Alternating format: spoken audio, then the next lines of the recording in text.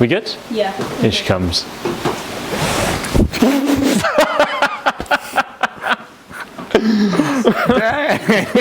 of the lighting, it's Put the beer belly away.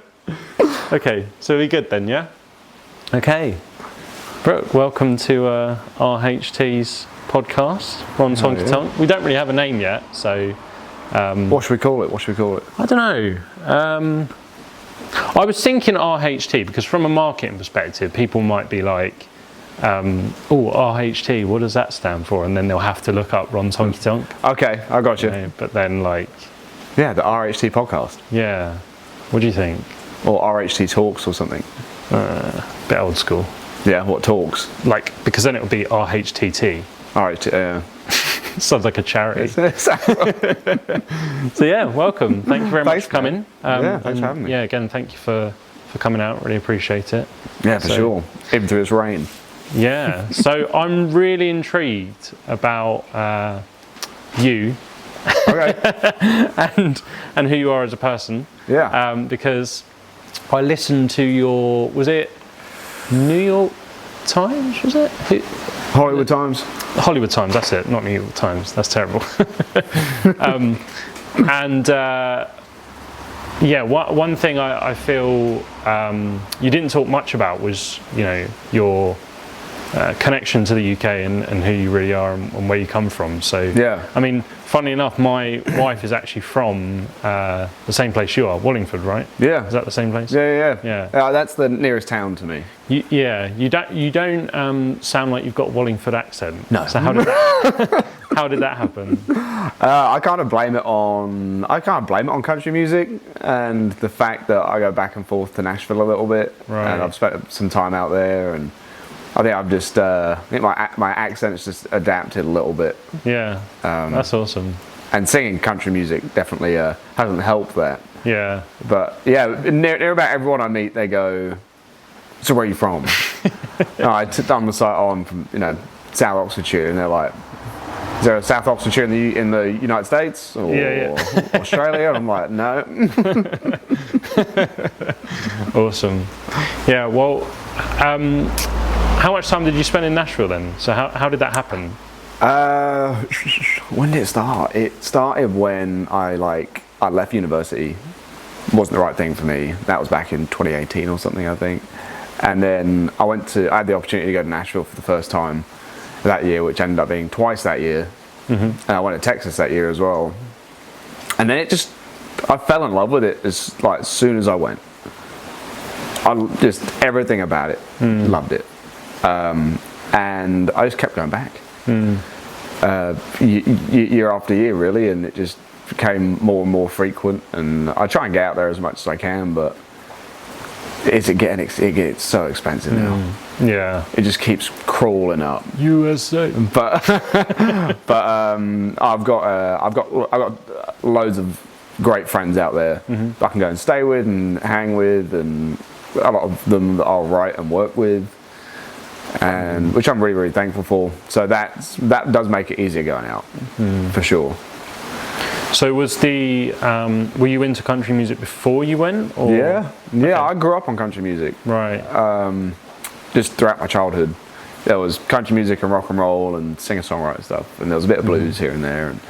But I grew up on country music, always loved it, always had a passion for it, but never really dived into it as a musician as such. I'd learned the old country song here and there on guitar, but it was all sort of rock and roll throughout my teens and everything, and then fell into it. So that was one thing I noticed as well, looking at your stuff, is I was like, this guy was definitely a guitarist first, and then realised he could sing. Yeah, that's exactly what happened. Was that the case? That's exactly what happened.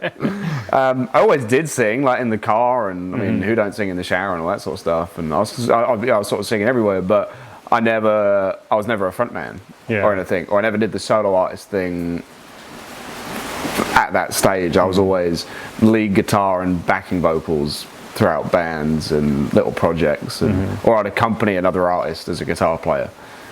But yeah, I was never fronting anything until I think it was about 2018, late 2018 or something, late summer. So how did that happen? Were you in a band and then you was like, should I try this solo or? I was trying to pull together a band for a minute and have it as a band instead of Brook Ellingworth, and it was easier for me to do my own thing at the time. Yeah, because then you don't have to drag anyone around or make arrangements. It comes down to like reliability a lot as well. And I don't know if I was just playing with the wrong musicians or whatever it was, but it just didn't click. It didn't work. So a mate of mine was running this like beers and blues festival, and I was working at a bar at the time, and he knew I was a musician. We had a few beers one night after the bar closed, and he was just like, "Oh, it'd be great if you were playing the beer tent." Like after the main act's done, so like the music keeps going and all this sort of stuff. I was like, that's a great idea. And then the next, so you weren't like, and then the next morning, I was like, what have I just agreed to? And I had like 4 days to wrangle together like 2 45-minute sets worth of songs that I hadn't really sang before. And then after that, gigs just started pouring in. Awesome. I was like, maybe this solo thing is going to work. Yeah. And it's the best thing I ever did, really. Yeah. And so that was 2018 when you I think so, yeah. Okay. I think it was either 2018 or it was late 2017. Yeah. And so when did you go to Nashville for the first time? 2018 I went to Nashville for the first time. Awesome. And I started making some connections. Yeah. And which just kept taking me back, which was awesome. Yeah. And so were you just like straight recording and doing music in Nashville, or was there anything? Not at that time, no. I was just sort of dossing about and finding my feet out there a bit and trying to make some friends. Yeah. And making some connections, and I landed myself some meetings with some great companies, and so yeah, it must have been 2017 when I started this solo crew. Because I was showing them stuff and told them what I was doing and everything, and they wanted to hear more. And I didn't play in Nashville at all that year. I made my debut out there in 2019 at a couple bars down Broadway. Yeah. Which I was just super lucky to meet the right people, shake the right hands, and they sort of brought me up, which was great and gave me that opportunity. Yeah. So is it? I was saying to Finn Pearson about there's a girl that's I don't know if you've ever heard of her, Shelby Ray.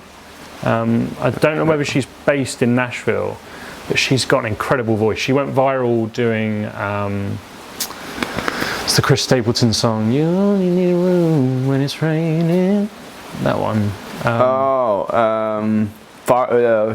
It might be Far Away, I think. Yeah.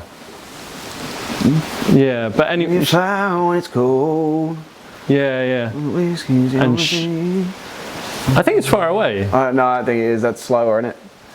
I don't know. But anyway, she went viral singing that, and I don't know whether she's based in Nashville, but she's got an incredible voice. Yeah. And there was this video of her playing in a bar in Nashville, and it's just completely empty. And so I've been there. Yeah. So talk to me a little bit about that. Is that kind of what the reality is over there? Is it the case that is it kind of like the Hollywood of music? Like everyone goes there to make the dream happen. Yeah, I mean it's called Music City for a reason, for sure, and it is very concentrated. Like I've always got people going, "Hey, so do you think that you need to move out there to sort of make this thing work?" I'm like, I don't think I do, because one, country music's grown so big here. Yeah. And even though you're taking yourself out of a smaller pond here, sticking yourself in a bigger pond over there, that pond is packed full of fish. Yeah. It's so much more concentrated, and but like every bar, especially in like the center of Nashville, like downtown and everything, every bar's got a band playing in it. Or an artist playing it. Like some places have them playing in the morning, and then there'll be bands throughout the afternoon, bands throughout the evening. Breakfast country. Yeah, I'm not kidding. It's great. And then like you got like bars that are like 3 floors, and they got 3 bands playing at the same time. but that's every bar downtown Nashville has got that going on. So there will be venues that are empty for sure. Always less people, and but I mean, it doesn't matter what day it is of the week either. There's always music going on. So yeah, there are going to be empty bars at some stages. And I think I went to this bar. That was in 2018. It was called like Piranhas or something. I think it might still be there. And I went in for lunch. I went and got some chicken wings. Massive place. And it was empty, and there was a guy playing on the stage. Right. I was the only dude in there. Yeah. Well, there was one other person that was basically on their laptop doing some work. And this guy's just still playing on stage, and there's no one else in that room. Yeah. And I've had some gigs like that. I think that every musician needs to have those gigs where you have an expectation, and then it just doesn't meet that. Yeah. So how do you think? So is it a decision that you've made to stay in the UK and try and make it work here, or what's? It's a lot easier that way. Still like back and forth? Yeah. Dude, it's so expensive trying to get out there. Right. Like, you look at green cards and everything. Work visas are crazy money. Yeah. And when the opportunity comes along, something gets presented to me. And someone goes, "Hey, we want to work with you. Come out to Nashville. We'll sponsor your work visa or something." Yeah. I'll be like, "Great, when do you want me?" Yeah. I'll pack my bag. I'll be there in a week. Yeah. So the UK is definitely having some interesting movements at the moment with country music, isn't it? Yeah, for sure. You know, so where do you see things going with country music in the UK at the moment? Well, it's growing and growing and growing, isn't it? So I don't think it's going to take a nosedive at any point, at least not anytime soon. Yeah, we hope so. Because you've got all these big cats dropping country albums like Post Malone. But then even before his album, I think I read a stat like country music grew in the UK by 67% last year. And then you have artists like Morgan coming over and doing BST. Yeah. And it just always seems like there is a country tour going on in the UK, no matter what time of year it is, which is fantastic. It's amazing. Yeah. And I always thought it was just big in Europe, especially like places like Germany and the Netherlands. They love it. Yeah, Germany's pretty huge. Dude, they are so hot on it. They can't get enough. No, it's great to see it finally sort of blossom here. Yeah. So I don't see it going anywhere. Do you think? We hope. Do you think that we'll see some kind of change in country music in the UK differently? So, like my thought is there was an interesting thing that happened with grime or UK rap. Oh yeah. I don't know if you know much about that, but in the early 2000s, I got an opinion on it, but I don't know much about it. I can probably guess that opinion.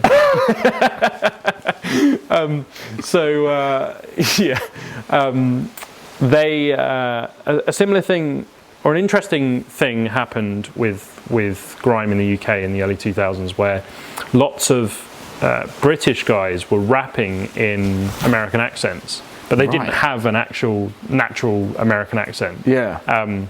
They were kind of like rapping in American accents, rapping and kind of imitating what they had heard on the radio. Yeah.